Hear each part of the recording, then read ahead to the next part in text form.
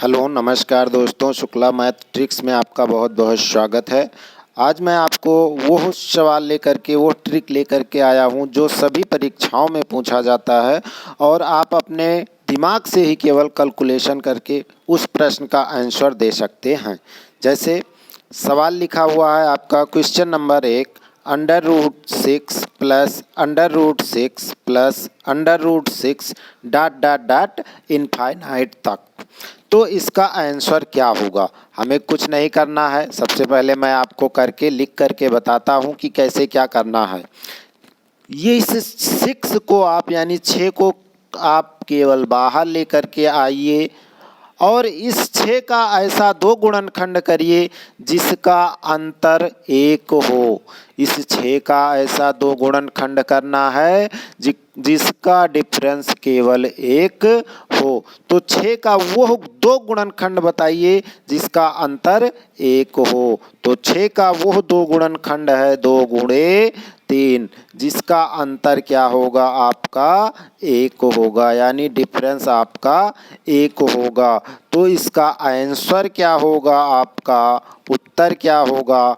अगर प्लस लगा हुआ है और इसकी पुनरावृत्ति हो रही है तो बड़ी वाली संख्या इसकी आंसर यानी उत्तर होती है। आपको सवाल तुरंत समझ में आ गया होगा। अगर नहीं आया है तो मैं नेक्स्ट सवाल में आपको करके बता रहा हूँ, दूसरा सवाल आपको करके बता रहा हूँ, बहुत ध्यान से सुनना। देखिए दूसरा सवाल आपका क्या है? √12 प्लस √12 प्लस √12 डॉट इनफाइनाइट तक। क्या करना है आप लोगों को? केवल 12 को बाहर लेकर के आना है और 12 का 2 ऐसा गुणनखंड आपको करना है कि जिसका अंतर क्या हो? 1 हो। तो 12 का वो 2 गुणनखंड बताइए जिसका अंतर केवल 1 हो। तो 12 का वो गुणनफल है 3 गुणे 4। इसका अंतर आपका कितना है? 1 है। तो प्लस लगा हुआ है तो इसका आंसर क्या होगा? बड़ी वाली संख्या यानी बड़ा वाला अंक क्या होता है आंसर? तो इसका आंसर आपका 4 हो गया। अब एक मैं आपको माइनस वाला करके बताता हूँ कि अगर बीच में माइनस लगा हो और बार बार उस अंक की पुनरावृत्ति हो रही हो तब आंसर क्या होता है। चलिए मैं तीसरा सवाल आपके सामने लेकर के आता हूँ।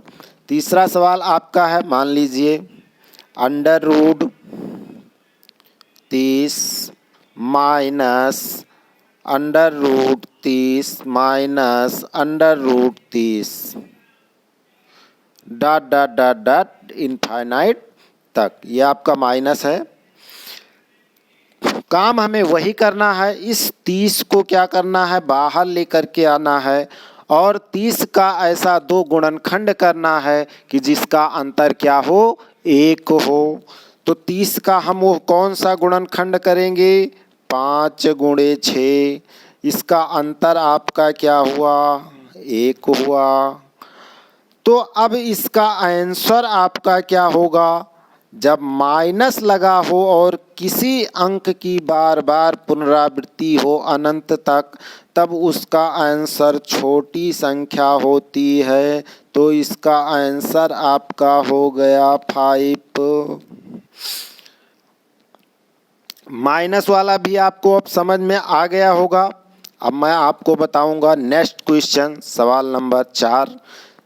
अगर कोई ऐसी संख्या है कि उसका स्वयं का गुणनखंड ना हो पाए तब हम क्या करेंगे?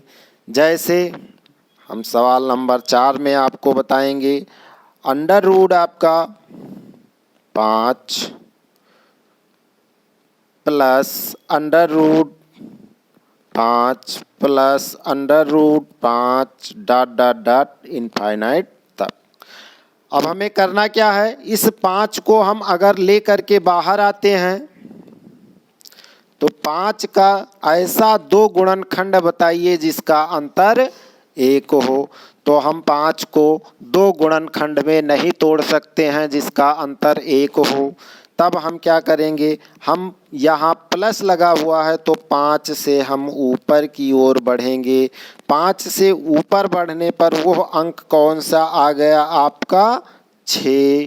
6 का ऐसा 2 गुणनखंड अब आप करिए कि जिसका अंतर क्या हो, 1 हो। तो 2 गुणे 3, इसका अंतर क्या हो गया आपका, 1 हो गया। तो इसका आंसर आपका क्या हो गया, एक गिनती यानी एक अंक इसमें आंसर नहीं होगा, ना तो 2 होगा ना तो 3 होगा।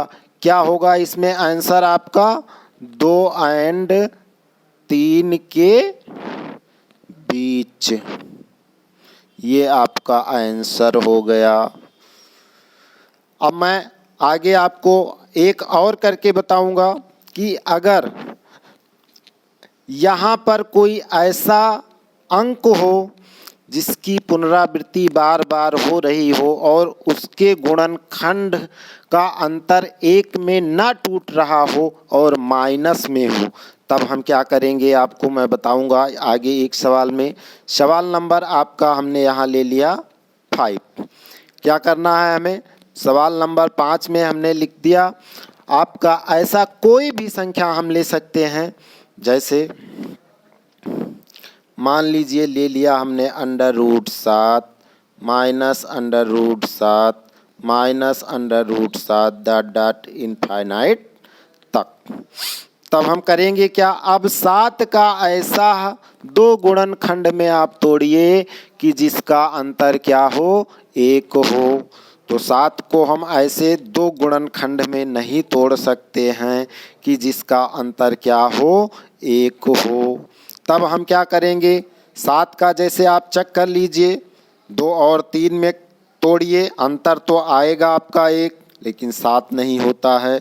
3 और 4 का करिए, अंतर आएगा 1, लेकिन नहीं होता है। फिर हम करेंगे क्या, अब 5 से जब माइनस लिखा हो तब यहाँ हम 7 बाहर लेकर के आते हैं और नीचे की तरफ चलते हैं, 7 से नीचे की तरफ हम चलते हैं। ऐसा वो अंक लिखते हैं 7 से नीचे की तरफ कि उसके गुणनखंड का अंतर 1 हो। तो 7 से नीचे हम 6 पहुँचे, 6 का 2 गुणनखंड आप ऐसे बताइए कि जिसका अंतर क्या हो रहा हो, 1। तो 2 गुणे 3, इसका अंतर क्या हो गया आपका, 1। तो आंसर आपका क्या होगा, 2 एंड 3 के बीच। यही आपका क्या हो गया, आंसर हो गया। तो मैं समझ रहा हूँ कि आपको यह ट्रिक बहुत अच्छी लगी होगी, और यह ट्रिक आपको अगर अच्छा लगा हो और पसंद आया हो तो हमारे चैनल को आप सब्सक्राइब करिए, शेयर करिए। सब्सक्राइब करने के बाद बेल आइकन बटन दबाना ना भूलें, क्योंकि आपको मैं नेक्स्ट वीडियो में और अच्छा ट्रिक लेकर के आऊँगा जो सभी परीक्षाओं में अक्सर काम आती हैं, उपयोगी होती हैं। इसी के साथ जय हिंद, धन्यवाद।